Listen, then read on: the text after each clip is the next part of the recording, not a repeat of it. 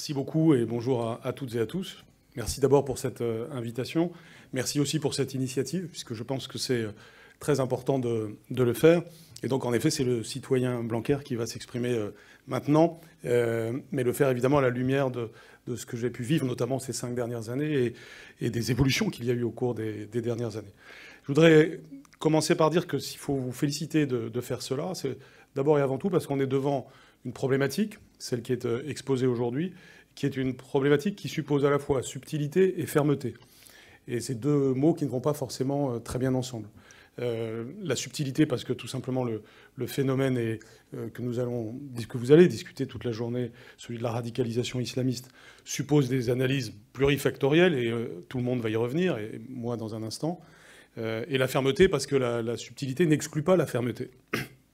Et que la subtilité en aucun cas n'ouvre la voie à l'excuse, en aucun cas n'ouvre la voie au déni, mais qu'au contraire, elle doit ouvrir la voie à l'action et à savoir regarder en face les phénomènes de notre époque et savoir lutter en tant que démocrate, en tant que républicain, puisque ce qui se joue derrière le thème que vous avez choisi, c'est en réalité la défense de la démocratie et de la République. Il faut donc aller avec des idées simples vers une réalité complexe. Et c'est ce que je m'efforce de faire aujourd'hui, j'espère, et dans mon action en général. Autrement dit, nous devons toujours savoir que lorsque nous parlons de cela, notre boussole, c'est la démocratie et la République. Alors je voudrais tout de suite commencer par là, parce que dans des débats passés, il y a une vingtaine d'années ou une trentaine d'années, il est arrivé qu'on oppose démocratie et République. Il y avait les démocrates et les républicains. Non pas au sens américain, mais au sens, disons, sociétal. Et aujourd'hui, ce qui me paraît important, c'est de faire finalement un en même temps de ce sujet, c'est-à-dire de considérer que la démocratie sera sauvée par la République, que la démocratie aujourd'hui a besoin de l'idée républicaine pour se sauver elle-même. Lorsqu'on opposait démocratie et République, c'était dans un contexte, celui des années 90 et 2000, et notamment les années 90, où il y avait l'idée que la démocratie allait triompher, qu'elle était la force dominante de l'histoire, et pourquoi pas qu'il y aurait même une fin de l'histoire tant la démocratie allait s'imposer. Nous savons tous que nous sommes revenus de ces utopies, je ne sais même pas si c'était une utopie, en tout cas de ces visions. Et à l'époque, opposer démocratie et République, c'était finalement opposer une sorte de triomphe de l'approche démocratique sociétale contre une version républicaine présentée souvent comme désuète, représentant finalement un passé où on croyait à l'idée de progrès, on croyait à l'idéologie des Lumières, etc. Aujourd'hui, et donc c'était un peu la démocratie postmoderne contre la République moderne. Aujourd'hui, nous voyons bien que la démocratie a besoin de la République. La démocratie, c'est la diversité. La démocratie, c'est le pluralisme. C'est la possibilité pour tous de s'exprimer. C'est la possibilité pour tous d'exercer toutes les libertés, le plus possible, dans le respect, avec pour seule limite la liberté d'autrui. C'est la définition même de la démocratie. La République, c'est plus l'unité. C'est le socle qui fait que par une constitution, par exemple aux États-Unis, où la constitution est fondatrice du pays, ou par des règles, et surtout par une vision, eh bien, le peuple se reconnaît dans une nation qui elle-même a les valeurs républicaines pour socle, mais pas seulement.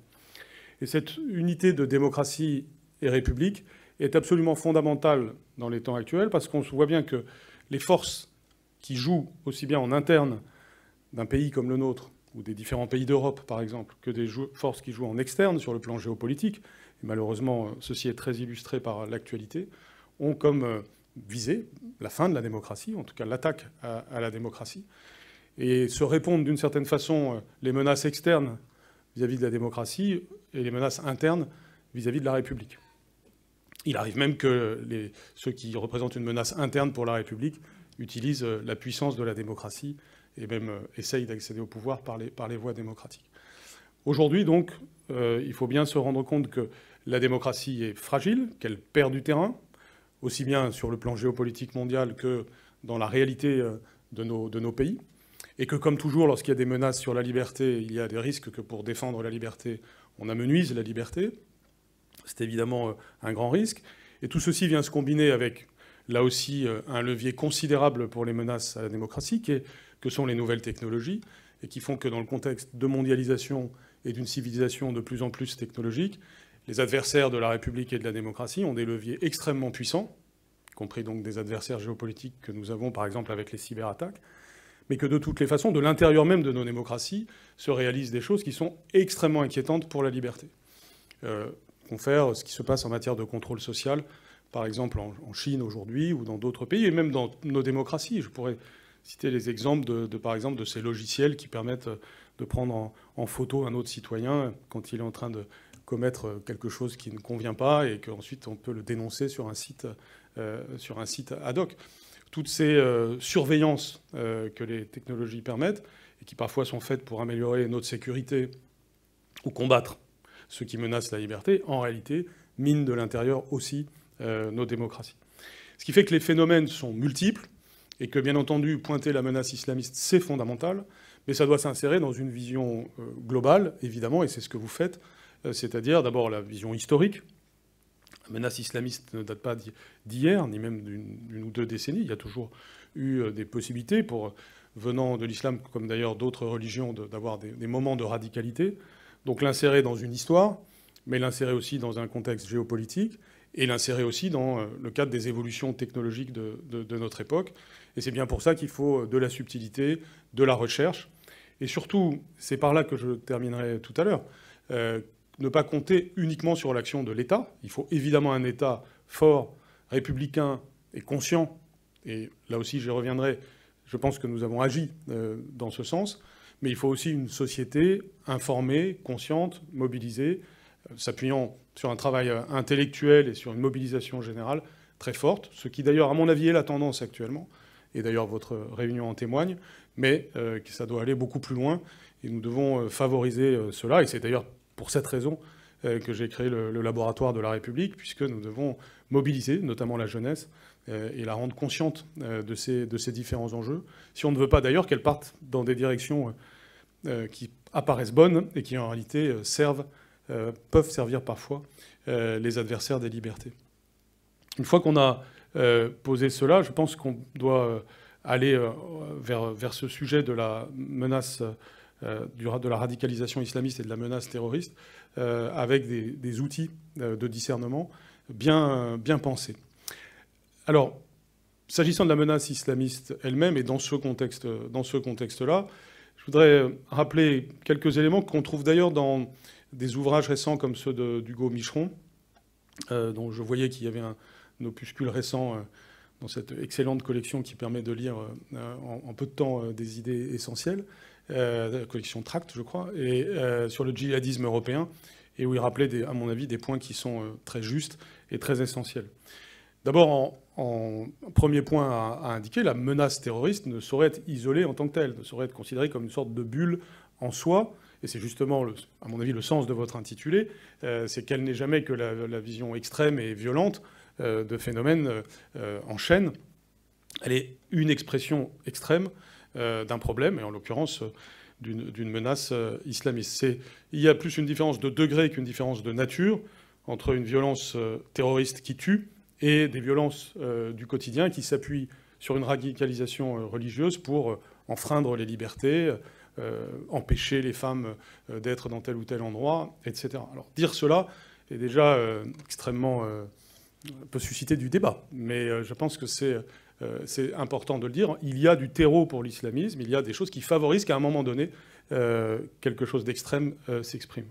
Aussi bien sur le plan conceptuel, sur le plan immatériel, que sur le plan matériel. Ce que montre par exemple très bien Hugo Micheron, c'est le fait que le djihadisme européen est parti de plusieurs endroits assez concentrés en Europe, lesquels ne sont pas forcément les endroits les plus pauvres, pas forcément non plus les endroits les plus riches, mais correspondent à des écosystèmes en quelque sorte pour le terrorisme, tout simplement parce qu'il y a eu une série de facteurs, mais aussi des gens qui ont souhaité développer cet écosystème, et que ces lieux, ces quartiers, ces villes ont fait l'objet, en quelque sorte, d'une forme de développement spécifique du terrorisme. Il y a donc, en premier lieu, à bien expliciter le fait que le terrorisme ne surgit pas de nulle part et qu'il est la manifestation extrême d'un phénomène général. Deuxième élément qu'il est très important de souligner, c'est que les déterminants de ce terrorisme et de cette menace islamiste ne sont en aucun cas exclusivement socio-économique. Cette explication facile ne fonctionne pas, de même que les terroristes du 11 septembre n'étaient pas des va-nu-pieds stupides, mais des ingénieurs, des personnes issues des classes moyennes. Donc l'explication que par la lutte contre la pauvreté, nous réussirions à en finir ipso facto avec cette menace est fausse. Et donc le phénomène doit s'analyser comme un phénomène qui n'est pas exclusivement socio-économique, loin s'en faut, même si bien entendu le facteur socio-économique est à regarder. Certains terroristes sont plutôt partis de Trappes que du 16e arrondissement, même s'il y a des musulmans dans le 16e arrondissement. Donc il faut évidemment être conscient de cela. Mais ce facteur socio-économique n'est certainement pas l'explication principale. Elle vient se combiner avec d'autres explications, de même que l'explication ne saurait être exclusivement religieuse. Bien sûr qu'il y a une dimension religieuse, elle est celle qui se donne à voir le plus. Elle ne peut pas être isolée. C'est d'abord et avant tout, à mes yeux, un phénomène politique, et qui doit être analysé comme tel et vu comme tel. Et le fait de dire que c'est un phénomène politique donne suffisamment d'éléments pour englober justement et les facteurs socio-économiques et les facteurs religieux. On doit voir donc dans le phénomène que vous vous êtes donné à analyser aujourd'hui, un phénomène d'abord et avant tout politique, un projet politique d'expansion interne dans nos sociétés et externe par tout simplement la conquête de territoire de la part de différents pays, qui elle-même vient en complément et en contradiction d'autres projets de conquête territoriale, comme par exemple, nous le voyons dans le cas de la Russie, où on voit à la fois ce qu'il peut y avoir de complémentaires et de concurrents dans des projets géopolitiques comparables. Il y a donc là aussi à ne pas se tromper à mes yeux de grille d'analyse et à combattre la menace islamiste comme étant le combat contre un projet politique. Chaque époque a ses totalitarismes, chaque époque a ses menaces contre la liberté. Celle-ci a évidemment des racines anciennes, mais elle a aussi un côté inédit sur le plan historique. Je n'aime pas beaucoup en général les comparaisons avec les années 30 ou la lutte contre le fascisme, parce que je pense que le risque de ces comparaisons, c'est de nous donner des grilles d'analyse qui sont datées et erronées. Néanmoins, on peut se dire qu'on est, dans notre époque, comme à d'autres époques, face à une menace contre les libertés, qu'on peut qualifier de fascisme dans certains côtés. Je ne sais pas si ce mot est adapté, mais ce qui est certain, c'est qu'aujourd'hui, nous faisons face à plusieurs menaces, dont la menace islamiste, qui vient s'articuler avec d'autres. Une fois qu'on a pesé ceci, regardons ce qui se passe en France et, au fond, à la fois ce qu'on peut analyser et ce qu'on peut faire, ce qui a été fait et ce qui pourrait être fait dans les temps à venir face à une telle menace. S'agissant donc de la France, on observe plusieurs phénomènes. D'abord, nous sommes un pays où, chacun le sait, l'implantation de communautés musulmanes est très importante et donc pu être un pays particulièrement concerné, tant par son histoire que par sa démographie, par le phénomène. Mais la France est aussi un pays qui a un logiciel politique très particulier, qui la rend à la fois forte et vulnérable face à ce phénomène. Le fait d'être, si j'ose dire, le pays républicain par excellence, le pays où l'idée républicaine a une telle importance historiquement et philosophiquement, joue évidemment un rôle particulier.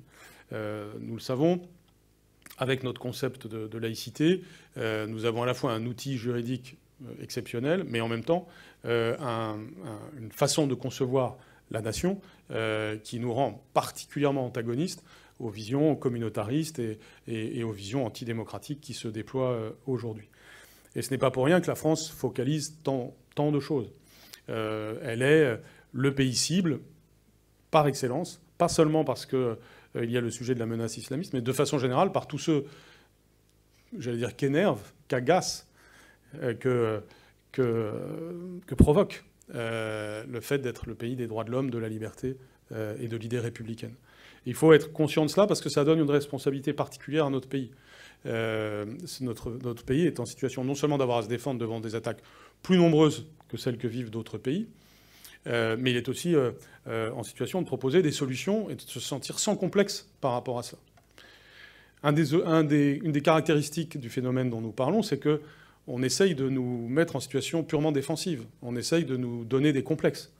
Défendre la liberté aujourd'hui, défendre la démocratie, défendre la République, ce serait défendre soit quelque chose de désuet, soit quelque chose qui masquerait des intentions de domination à notre tour. Ce qui évidemment est faux.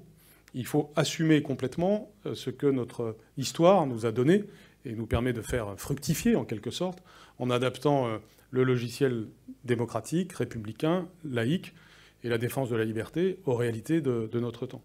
Et le faire de façon cohérente, c'est-à-dire pas seulement vis-à-vis de la menace islamiste, mais vis-à-vis de tout ce qui menace les libertés, comme par exemple ce que je disais tout à l'heure sur les nouvelles technologies. Ces points-là étant précisés, la vulnérabilité française doit être évidemment non acceptée, elle doit la refuser et savoir combattre. Nous sommes un pays qui finalement, ces dernières années, que ce soit par les attentats terroristes ou par d'autres phénomènes, y compris la crise sanitaire et aujourd'hui la crise de sécurité, est en train d'apprendre à être de plus en plus résilient. Des pays comme le Japon ou Israël sont plus habitués que nous à intégrer la menace et à faire que ce soit quelque chose de vécu par tous les citoyens et que chacun se mobilise en fonction de cette menace. Évidemment, cela nous renvoie beaucoup au sujet éducatif et c'est par là que je terminerai tout à l'heure. Mais cette spécificité de la France au milieu d'une spécificité européenne doit être là aussi soulignée parce qu'elle nous renvoie à des enjeux, encore une fois des enjeux de société encore plus que des enjeux d'État, qui sont à mon avis la réponse la plus importante. Donc la France a à la fois quelque chose de spécial à dire, elle a une vulnérabilité et une force particulière par rapport au phénomène. De ce point de vue-là, nous avons été très en retard dans la réaction au phénomène de la menace islamiste. Regardons ce qui se disait dans les années 2000 sur le sujet, dans les années 2010. Je pense qu'il y a certains acteurs publics qui devraient avoir honte si on ressort certaines citations des décennies précédentes. Et donc je ne ferai pas l'exercice maintenant. Et ce qui est assez frappant, c'est qu'en général, les mêmes essayent de faire honte à ceux qui essayent d'avoir un petit temps d'avance pour les phénomènes suivants. Donc il y a quelque chose d'un peu récurrent. Et avec d'autres qui sont assis ici, j'ai pu vivre ce sujet, et je continue à le vivre d'ailleurs. C'est de passer pour quelqu'un de... comment dire, d'excessif quand on se borne simplement à dire ce que l'on voit et à imaginer ce qu'il faudrait faire. Et de ce point de vue-là, un des grands risques pour la démocratie, c'est évidemment celui de l'endormissement, celui des voix qui toujours sont là pour dénier le réel, pour faire en sorte qu'il soit le moins vu possible, parce que ça dérange. Mais toutes les époques ont connu cela, et j'y ai fait référence à des moments historiques du passé. Il y a toujours eu des forces, un, pour avoir le logiciel de la guerre précédente, deux, pour essayer d'amenuiser des phénomènes qui pourtant se donnent à voir de manière éclatante. Et donc, s'agissant de la France, nous avons connu ça. À mes yeux, ce sont les attentats de Charlie Hebdo et de l'Hypercacher qui ont le plus été représenté un réveil par rapport à cela. Mais ce réveil a été largement insuffisant. Et lorsqu'il y a eu ce phénomène, il y a eu cet événement d'une part, puis le Bataclan, pour ma part, j'ai cru, un peu naïvement, sans doute comme beaucoup d'entre vous, que la mobilisation de 4 millions de personnes dans la rue était le signe qu'il y aurait un avant et un après. Or, ce n'est pas tout à fait ce qui s'est produit. C'est un peu ce qui s'est produit, mais pas complètement. Et même, à certains égards, c'est marqué aussi des reculs. Ce qui m'avait frappé dans les deux cas, c'est à quel point l'émotion et la mobilisation générale duraient quelques jours, quelques semaines, pas beaucoup, 2, 3 semaines, et qu'ensuite, si on regardait, il y avait au contraire une forme de recul, pour au moins deux raisons. La première, c'est que les forces mêmes qui représentaient une sorte de complicité intellectuelle avec ce qui se passait devenaient de plus en plus visibles et sans complexe. Et deuxièmement, nous nous habituions tous à une sorte de banalisation de l'horreur. C'est-à-dire que finalement, quand vous réfléchissez à ce qu'est le Charlie Hebdo, l'Hypercacher ou le Bataclan, ce sont des choses épouvantables, atroces, auxquelles on ne saurait s'habituer. Et pourtant, le fait qu'elles adviennent crée des effets d'habitude et crante quelque chose dans l'esprit public. Ce qui fait qu'après des attentats de moindre importance, un assassinat par exemple, nous paraît un événement, un fait divers. Comme quelqu'un a osé utiliser ce mot pour parler de l'assassinat de Samuel Paty. Et donc cette banalisation de l'horreur est évidemment une chose contre laquelle on doit lutter. On doit sans arrêt montrer que ce sont des chocs inacceptables auxquels on ne saurait s'habituer. Et c'est d'ailleurs en ayant ces points à l'esprit que j'ai parlé et agi au moment de l'assassinat de Samuel Paty. Lorsqu'il y a eu l'assassinat de Samuel Paty, j'ai considéré que, pour le coup, là aussi, il devait y avoir un avant et un après. Et à la lumière de ce qui s'était passé dans les précédents cas, j'ai considéré qu'il fallait parler, et parler d'une manière qui n'était pas forcément consensuelle, parce qu'au fond, c'est pas forcément cela qui marche, hein, même si on doit rechercher évidemment la paix civile autour de cela, mais il faut désigner ce qui ne va pas, désigner ce que vous allez faire aujourd'hui, c'est-à-dire regarder où sont les problèmes, qui développe des pensées ou des discours qui, de loin en loin, mènent à cette menace terroriste, ou en tout cas la relativisent, dans le pire des cas la justifient. Et c'est pourquoi il est très important à la fois d'utiliser les mots adéquats, mais aussi de gagner les victoires psychologiques, symboliques, sémantiques de ces moments-là. Je suis très frappé de voir que c'est souvent les adversaires de la République qui ont des réussites sémantiques, qui réussissent à mettre au centre du débat les mots qui ensuite vont faire discuter, mais qui, simplement parce qu'ils sont là, sont déjà des victoires pour ceux qui les ont posés là. Et je pense que c'est un point de réflexion très important que nous devons avoir dans une journée comme celle-ci. C'est les mots, quels mots nous posons et quels mots nous mettons au centre du débat, de façon à ce que ces mots-là produisent une réalisation républicaine et démocratique par leur existence même. Quand bien même ils créeront ensuite des discussions, des débats, des conflits, des polémiques, des controverses. Mais c'est cette approche sémantique est essentielle. Elle ne doit pas être négligée. Elle va de pair avec le travail intellectuel indispensable que justement vous menez aussi. Et donc, je crois, même si c'est un peu présomptueux de le dire, que nous avons mieux réussi cet après-là, c'est-à-dire ce qu'il fallait faire après cet attentat épouvantable, lui aussi, dont la symbolique est absolument gravissime, puisqu'il s'est agi de tuer un professeur parce qu'il exerçait sa liberté de professeur, qui d'ailleurs le reliait lui-même aux attentats de Charlie Hebdo, puisque c'était cela dont il avait fait une présentation. Eh bien, je pense qu'il y a en effet un avant et un après Samuel Paty, du fait de ce qui s'est dit après l'assassinat de Samuel Paty, et du fait aussi de l'horreur que ça a suscité à l'échelle française comme à l'échelle européenne. Et de ce point de vue-là, je voudrais dire quelques mots sur cette échelle européenne, parce qu'elle est aussi assez illustrative de points que je viens de mentionner. D'abord parce que lorsqu'il y a eu cet attentat, j'ai fait signe j'ai appelé, vu mes différents homologues européens des 27 pays de l'Union européenne pour leur demander qu'il y ait dans les écoles d'Europe une minute de silence à la mémoire de Samuel Paty. Et je ne rentrerai pas dans les détails, mais je vous invite à voir une cartographie des minutes de silence en Europe autour de la mort de Samuel Paty. Et ça dit quelque chose, évidemment, de l'état d'esprit général, des courages, des lâchetés qui peuvent exister aujourd'hui sur notre continent. Et donc ça doit nous inviter à une forme d'action, d'autant plus que ceci a illustré aussi le fait que la France non seulement était particulièrement cible, mais ensuite particulièrement réactive par rapport à cela.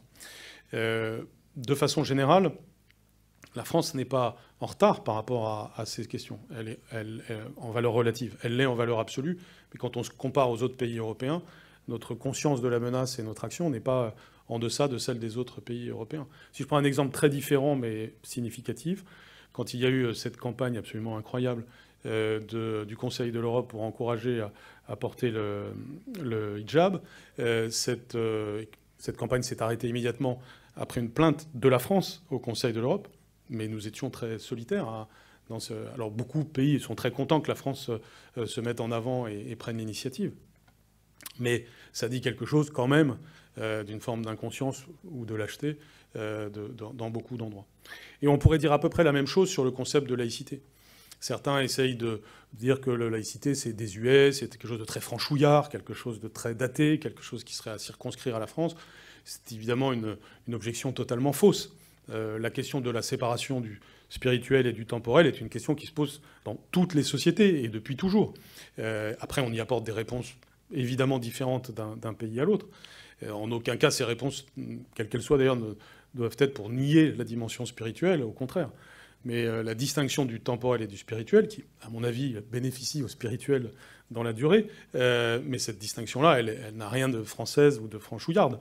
Elle est consubstantielle à l'humanité. Et donc, le débat mérite d'avoir lieu. Et après, là aussi, on est sur des sujets de mots, de sémantique, de concepts. Mais d'abord, le mot de laïcité, enfin, où le concept a existé pratiquement tel quel dans d'autres pays que la France, à commencer par la Turquie, ce qui est quand même très significatif, mais aussi dans beaucoup de pays d'Amérique latine, dans beaucoup d'endroits, cela parle. Et puis que le concept de sécularisme ou d'autres concepts voisins sont évidemment tout à fait adaptés aux différentes sociétés. Et donc cette volonté de marginaliser la France, ou de faire en sorte que ce serait même la France qui, par ses concepts désuets, serait provocatrice et donc créerait un phénomène... Finalement, si on pousse loin le raisonnement des gens qui pensent comme ça, qu'elle l'aurait pas complètement volé d'être ainsi la victime de violences particulières, cette façon-là de voir est absolument scandaleuse, et elle fait partie des choses qui sont complices du phénomène. Parce que face à un phénomène antidémocratique, on n'a pas à composer, on n'a pas à faire des mea culpa, on a simplement à arriver à ce que nos valeurs s'incarnent dans des règles et que ces règles soient respectées. Et donc, j'ai pris l'exemple de la laïcité parce qu'il est évidemment très important, mais qu'il est évidemment à comparer avec tous les autres sujets que le thème de la menace islamiste provoque, parce qu'il montre bien, encore une fois, que nous, les Français, dans un contexte européen, nous sommes dans cette situation particulière où, du fait de ce qui s'est passé depuis environ 10 ans, nous avons un message qui, en réalité, est plus actuel que jamais et a plus de force que jamais. Et je le crois beaucoup parce que je parle aussi avec des interlocuteurs européens nombreux et que je vois qu'il y a évidemment un intérêt à la fois sur un concept comme celui de laïcité ou les concepts cousins, si je puis dire, pour régler les problèmes du quotidien dans nos sociétés, mais aussi par rapport à la question de la menace terroriste, pour mieux regarder en face le phénomène. Alors, ce tableau étant fait, je voudrais terminer en parlant finalement de la réponse de l'État et la façon dont la société peut être complémentaire de cette réponse de l'État. Vous le savez, le discours important qui a été prononcé en la matière est le discours des Mureaux du président de la République, qui est un discours qui, justement, fait un peu justice à l'ensemble de ces facteurs pour annoncer une loi qu'ensuite nous avons préparée, notamment le ministre de l'Intérieur, mais moi-même avec lui sur les sujets qui concernaient l'éducation et la jeunesse et les sports. Ce discours des Mureaux, donc, est un discours qui, d'une certaine façon, donne une feuille de route d'État à nos pouvoirs publics. Pas seulement, d'ailleurs, l'État lui-même, mais l'ensemble des collectivités publiques. Et c'est pas d'ailleurs pour rien que le président de la République y a fait référence récemment en tant que candidat dans sa conférence de presse pour dire que finalement, si on veut savoir ce qu'il pense pour les 5 prochaines années, il faut se référer au discours des Mureaux. Et le discours des Mureaux a plusieurs intérêts, et je vais évidemment pas pouvoir tous les souligner dans le temps qui m'est imparti, mais n'oublions pas que du point de vue sémantique, il a installé quelque chose qui n'existait pas vraiment auparavant. Il a choisi que ce mot de séparatisme vienne, en quelque sorte, être le mot-clé de la loi qu'ensuite nous avons préparée. Et je pense que c'est intéressant, parce que c'est aussi à comparer d'ailleurs avec toutes les formes de séparatisme, pas que le séparatisme islamiste, mais il a installé cette idée que, au fond, ce qui se joue au travers des différentes menaces, c'est le fait qu'on s'extrait de la société, qu'on essaye de créer des bulles dans la société, que ces bulles peuvent ensuite être des bulles violentes, mais que ce sont des forces de fragmentation qui sont à l'œuvre, alors que la République est force d'unité. Et qu'au fond, ce qui se joue, c'est l'opposition entre ceux qui pensent que nous sommes d'abord et avant tout des citoyens de notre République, et puis ensuite nous sommes tout un tas d'autres choses, les uns et les autres, telles que nous avons envie de nous définir. Mais nous sommes d'abord et avant tout des citoyens libres et égaux en droit. Et ce point-là est très simple, très facile à comprendre par tous, très vecteur de liberté, à mon avis complètement indépassable pour les siècles des siècles. Je ne vois pas quelle autre définition pourrait garantir davantage la liberté de tous. En revanche, face à cela, des visions protéiformes de définition de soi sont des visions qui fragmentent, qui créent du séparatisme et finalement potentiellement de la violence. Et donc le discours des Mureaux pose ce concept et ensuite le décline dans toute une série de mesures possibles que nous avons ensuite rendues juridiques. Je pense évidemment à toutes les mesures qui permettent mieux lutter au quotidien contre les groupes qui peuvent exister et qui ont conduit, par exemple, à des fermetures de mosquées radicalisées ces derniers mois, ou à la dissolution de groupes islamistes, ou de groupes d'extrême droite aussi, hein, qui ont été plus dissous en vertu de cette loi ces derniers mois. Cette loi, donc, qui a mis ensuite plusieurs mois à être élaborée, est aujourd'hui un cadre de référence extrêmement utile.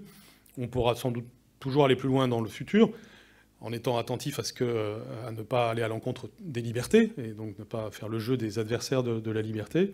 Mais aujourd'hui, elle est un cadre important. Et si je prends le domaine de l'éducation, c'est cette loi aussi qui nous a permis d'avancer avec l'ensemble des outils qui sont les nôtres sur notre capacité notamment à faire prendre des contrats d'engagement républicain par l'ensemble du monde associatif, ce qui fait d'ailleurs le pont avec la société civile, et donc de faire qu'il n'y ait pas un centime d'argent public qui puisse être au service des menées séparatistes.